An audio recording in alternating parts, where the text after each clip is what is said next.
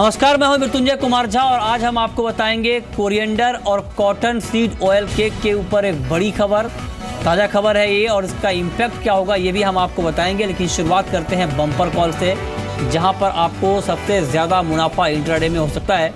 आज की पहली कॉल है गोल्ड कोटक कमोडिटी की, जहाँ पर 31,200 के स्तर पर बाइंग की राय दी गई है। इसके अलावा टारगेट होगा 31,450 का। 31,000 के स्तर पर आप स्टॉप लॉस लगा सकते हैं। दूसरी महत्वपूर्ण कॉल जहां पर आप कारोबार कर सकते हैं क्रूड, 3125 के भाव पर आप बाई करिए। 3180 का टारगेट होगा, लेकिन 3100 के स्तर पर आपके लिए स्टॉप लॉस लगाना ज़रूरी है। और तीसरी महत्वपूर्ण कॉल है आज की एसएमसी कॉमट्रेड की मस्टर्ड, जहां पे 4710 के भाव पर बिकवाली की कॉल दी गई है। 4650 का टारगेट होगा और 4740 के स्तर पर आप स्टॉप लॉस के साथ ट्रेड कर सकते हैं। ये कुछ महत्वपूर्ण कॉल है जहां पर आप कारोबार कर सकते हैं। मार्केट में ट्रेड करिए, लेकिन स्टॉप लॉस ज़रूर लगाइए। आगे बढ़ते हैं और सबसे पहले बात कर लेते हैं महत्वपूर्ण खबर की। खबर ये है कि एनसीडीएक्स पर कोरिएंडर की डिलीवरी में, अगस्त वायदा की डिलीवरी में डिफ़ॉल्ट हुआ है। और एक्सचेंज के सूत्रों से ये जानकारी मिली है कि 1080 टन का डिफ़ॉल्ट यहाँ पर हुआ है अगस्त वायदा की डिलीवरी में, और 6,880 टन आवंटन के मुकाबले 5800 टन की ही डिलीवरी हुई है। सेलर्स के पास अप्रूव्ड वेयर हाउस में कोई स्टॉक नहीं था और ये डिलीवरी यहाँ पर हुई है। हालांकि एक्सचेंज का ये कहना है कि एक रूटीन प्रक्रिया है। जो सेलर्स यहाँ पर डिलीवरी नहीं दे पाते हैं वो पेनल्टी देकर मार्केट से निकल जाते हैं। एक रूटीन प्रक्रिया यहाँ पर बताया गया है। लेकिन धनिया पर यह खबर हम आपको इसलिए बता रहे हैं क्योंकि धनिया और भी कई मामलों को लेकर घेरे में है। क्वालिटी की जाँच हो रही है और एनसीडीएक्स के ऊपर यह आरोप लगाया गया है कारोबारियों की तरफ से कि एक्सचेंज के वेयर हाउस में ख़राब क्वालिटी का स्टॉक जमा है। इसकी जाँच चल रही है, एक्सचेंज भी जाँच कर रहा है और सेबी की तरफ से भी सैंपल लिए गए हैं और इसकी जांच सेबी भी कर रही है। चलिए आगे बढ़ते हैं और अब रुक करते हैं एक और महत्वपूर्ण खबर का। खबर यह है कि कॉटन सीड ऑयल केक की क्वालिटी को एनसीडीएक्स ने क्लीन चिट दी है। और एनसीडीएक्स का ये कहना है कि कॉटन सीड ऑयल केक में कोई मिलावट नहीं है। इसकी जाँच की गई है। करीब 5500 टन स्टॉक की जाँच की गई है और हैदराबाद की फर्स्ट सोर्स लैब में इसकी क्वालिटी की टेस्टिंग हुई है। और एनसीडीएक्स का कहना है कि क्वालिटी बिल्कुल एक्सचेंज के नियमों के मुताबिक है। कारोबारियों ने ये आरोप लगाया है कि एक्सचेंज के कड़ी और वेयरहाउस में जो स्टॉक है उसकी जो क्वालिटी है वो अच्छी नहीं है। उसमें राइस ब्रान ऑयल मिले होने का शक है। इस बात के ऐसा आरोप कारोबारियों की तरफ से लगाए जा रहे हैं। हमारे साथ बातचीत करने के लिए प्रतीक पटेल हैं कड़ी से, जो कॉटन में ट्रेड करते हैं। प्रतीक, स्वागत है आपका जी बिजनेस पर। एनसीडीएक्स ने जांच कराई है हैदराबाद की लैब में और करीब 5500 स्टॉक की क्वालिटी टेस्टिंग हुई है और ये कहा गया है कि इसमें कोई मिलावट नहीं है। आप संतुष्ट हैं अब इस जांच के बाद? मैं संतुष्ट नहीं हूँ इस बात से। मैं खुद, अगर कोई भी एनसीडीएक्स वाला आवे या कोई भी आवे, मैं उनको पूरा का पूरा दिखा देता हूँ कि बोरे के ऊपर जो लगा हुआ है वो राइस की जो छिलका आता है वो लगा हुआ है। तो वो भी अगर गिरा है तो एनसीडीएक्स वाले इसको कैसे वो सही है वो बोल सकते हैं।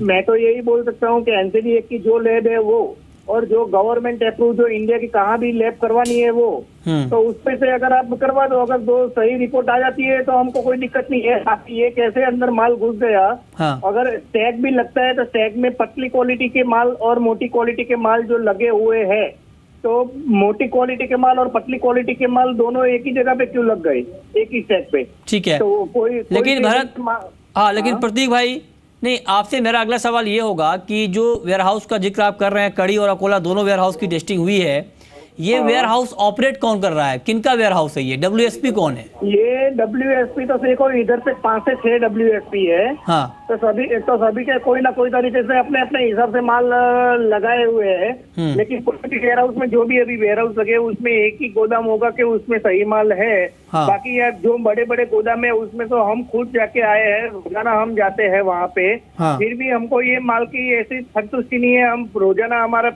5000 बोरा 6000 बोरा हमको निकालना होता है, तो हमारे के लिए मामूली बात होती है। तेजी मंदी जो होती है वो हमारे लक पे काम करता है। लेकिन ये जो काम किया है कोई ने भी, तो वो गलत तरीके से माल अंदर लगा दिया है, वो हम डेफिनेटली बोल सकते हैं इसको। तो आप नाम बता पाएंगे? आप जो कह रहे हैं कि खराब क्वालिटी का माल वेयर हाउस में जमा कराया गया है, क्या आप आप मीडिया वाले हैं तो आप जो भी है तो आपकी टीम को लेके जो भी WSP के आप इधर पे आ जाओ तो हम आपको जो भी है उसका आप वीडियो रिकॉर्डिंग करके उस पे आप प्रूव कर दो ना। नहीं, मैं आपको आपके मुझे पास बोलूं, नहीं, मैं ये वो जानना बात- चाहता हूँ आपसे, मैं ये जानना चाहता हूँ आपसे, क्या आपके पास कोई ऐसा नाम है जो आपकी जानकारी में हो, जिन्होंने खराब क्वालिटी का माल वेयर हाउस में जमा किया हो? सकता हूँ कि आप NCDX की साइट पे पूरा का पूरा लगा हुआ है। हाँ। आप इधर पे जो भी मीडिया वाले आप बात कर सकते हो, ये मैं आपके माध्यम से सबको ये बोल सकता हूँ हाँ। कि आप इधर पे आ जाओ, तो जो भी है आज दोपहर को आओ, शाम को आओ, कल सुबह को आओ, ठीक मैं है, आपको जो भी है पूरा का पूरा वो सामने आपको लाइव टेक्निकल साथ सबको दिखाओ। ठीक है, मैं ऐसा नहीं बोल रहा हूँ कि आप मेरे ही फोटो सिर्फ दिखाओ, ठीक है। आपको लाइव टेलीकास्ट दिखा दो कि चलिए, ये गोदाम हाँ। में ये माल पड़ा हुआ है। ओके, लाइव चलिए। टेलीकास्ट दिखाओ। तो आपने आखिरी सवाल आपसे, मेरा आखिरी सवाल, क्या आप NCDX की इस जांच को, क्वालिटी जांच को चैलेंज करेंगे? क्या सेबी को आप दोबारा लिखेंगे कि इसकी नई सिरे से जांच हो? तो बोल रहा हूँ कि जो भी NCDX ने इधर पे अपना माल सैंपल करवाया है, उन्होंने कौन सा लिया है वो किसी को भरोसे रख के नहीं किया है। हाँ, ठीक है। हमारे सामने वो टेस्टिंग करवाओ, उनके सामने नहीं, हमारे सामने, तो ही हमको ये पता चलेगा कि भाई ये रिपोर्ट सही है। ठीक है, चलिए, बहुत बहुत शुक्रिया आपका हमसे जुड़ने के लिए और इस पर बातचीत करने के लिए। तो कारोबारी से संतुष्ट नहीं है और कारोबारियों का कहना है कि जो वेयरहाउस में माल है उसकी क्वालिटी ठीक नहीं है, खराब क्वालिटी का स्टॉक जमा है, लेकिन NCDX ने इसकी जांच कराई है और NCDX ने यह दावा किया है कि क्वालिटी बिल्कुल मानकों के अनुरूप है। चलिए आगे बढ़ते हैं और रुक करते हैं और महत्वपूर्ण खबर की। खबर यह है कि सेबी ने नॉन एग्री कमोडिटी की ट्रेडिंग पर सख्ती बढ़ाई है। मतलब यह है कि मार्केट में ट्रांसपेरेंसी बढ़े, प्राइस मैनिपुलेशन ना हो, इसको लेकर सेबी ने डेली प्राइस लिमिट तय किया है। 9% की ये लिमिट है। 9% से ज़्यादा की तेज़ी मंदी पर कारोबार की मंजूरी नहीं होगी, ये बात सेबी ने कही है। हमारे साथ दो एक्सपर्ट हैं, वंदना भारती SMC कॉर्पोरेट की, साथ ही माधवी मेहता हैं कोटक कमोडिटी की। आप दोनों एक्सपर्ट का बहुत बहुत स्वागत है कार्यक्रम में। वंदना, क्या आपको लगता है कि सेबी के इस कदम से, जो खबर हम यहाँ बता रहे हैं कि 9% की DPL तय की गई है, क्या इम्पैक्ट आप ओवरऑल फ्यूचर मार्केट पर देख रहे हैं इसका?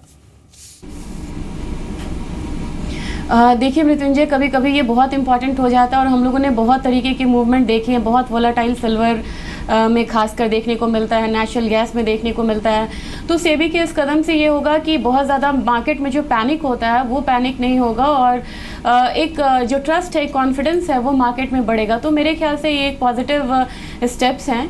और अभी जिस तरीके से मैं सुन रही थी, मुझे भी लग रहा है कि एक बार थर्ड पार्टी टेस्टिंग जो है वो होना चाहिए, क्योंकि वेयर हाउस से बहुत सारी गड़बड़ी की खबर मिलती है। तो मुझे लग रहा है कि सेबी का भी कदम है वो भी बहुत अच्छा है और साथ में ये थर्ड पार्टी टेस्टिंग जो है ये भी यहाँ पे इम्प्लीमेंट होना चाहिए, ताकि कॉन्फिडेंस जो है वो बने मार्केट में। हाँ, और ट्रस्ट जो है वो बरकरार रहे। चलिए आगे बढ़ते हैं। अब बात करते हैं कि आज मार्केट में किस तरह का एक्शन है। शुरुआत करते हैं क्रूड से।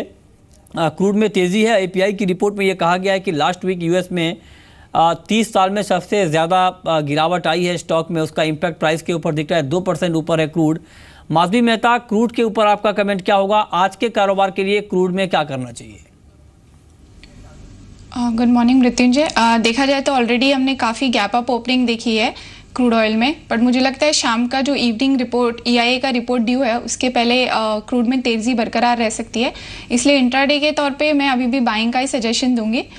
एक सबसे बड़ा जो सपोर्टिव फैक्टर राइट नाउ है वो है API का रिपोर्ट, जिसमें 12.1 मिलियन बैरल का डिक्लाइन दिखा है।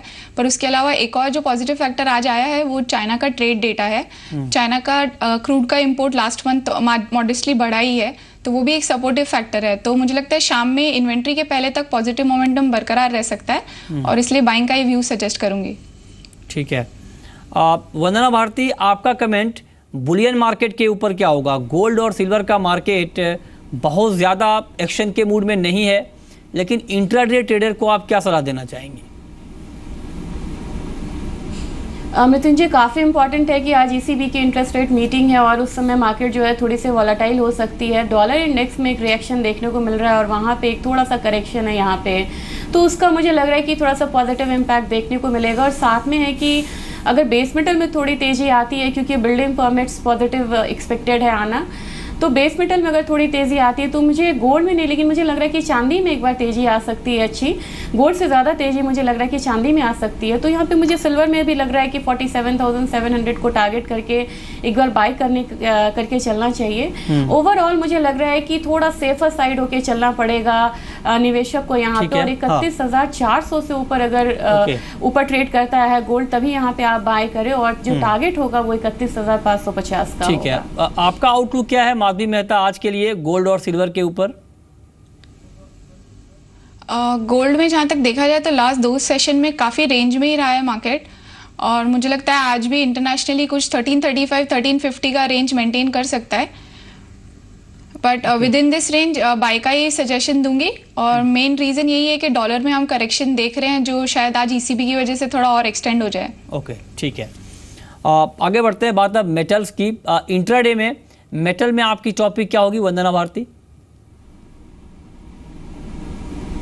मुझे लग रहा है मृत्युंजय, अगर कॉपर यहाँ पे 315 रुपए के ऊपर स्टे करता है तो मुझे लग रहा है जो नेक्स्ट उसका टारगेट बनेगा वो 321 का है। बिल्डिंग परमिट्स डेटा अगर अच्छे आते हैं और डॉलर इंडेक्स में थोड़ा सा करेक्शन कंटिन्यू यहाँ पे होता है तो मुझे लग रहा है कि एक बार मतलब कुछ जो बेस मेटल्स है, हालांकि सब में मुझे बाइंग नहीं लग रही, मुझे लग रहा है कि जिंक में थोड़ा सा करेक्शन आ सकता है, लेकिन मुझे लग रहा है कि निकल और कॉपर में एक बाइंग जो है वो आ सकती है। 692 मुझे लग रहा है लेवल की निकल में आ सकता है, और कॉपर में मुझे लग रहा है कि 321 के लेवल के लिए बाय करके चलना चाहिए। ओके माधवी, आपके हिसाब से आज के कारोबार के लिए और शॉर्ट टर्म के लिए किस मेटल में ट्रेड करना सबसे ज़्यादा फायदेमंद होगा? इंडस्ट्रियल मेटल्स में अगर देखा जाए तो मुझे लगता है निकल सबसे बेस्ट पिक है बाय साइड में, क्योंकि पिछले कुछ दिनों में काफ़ी सपोर्टिव न्यूज़ आई है। लार्जली जो देखा जाए तो फिलीपींस की तरफ से काफ़ी सप्लाई इश्यूज है, जिसके रहते हुए प्राइस काफ़ी सपोर्टिव है। तो उसके रहते अगर बेस्ट पिक देखा जाए तो बेस मेटल्स में निकल ही कहलाएगा। ठीक है।